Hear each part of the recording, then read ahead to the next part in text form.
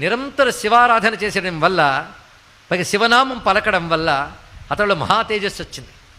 అందుకే గ్రహదోషంబులు దుర్నిమిత్తములు నీ కళ్యాణ నామంబు ప్రత్యహమున్ పేర్కొను ఉత్తమోత్తముల బాధింపగా నోపునే దహనున్ కప్పగజాలునే శలభ సంతానంబు నీ సేవ చేసి హతక్లేశులు కారుగాక జనముల్ శ్రీకాళహస్తీశ్వర అంటారు దుర్జటి మహాకవి.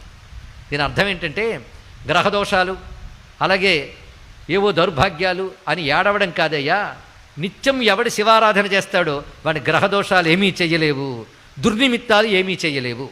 కర్మ కొద్దీ అవి చెయ్యడానికి వచ్చినా ఏమవుతాయి అంటే అగ్ని వైపు వెళ్ళిన మిడతలు ఎలా దగ్ధమైపోతాయో శివారాధకుడిని బాధించడానికి వచ్చినటువంటి గ్రహములు కూడా ఆ విధంగా భస్మవుతాయి తప్ప వాడిని బాధించలేవు అని దుర్జటి మహాకవి చెప్పారండి ఇక్కడ.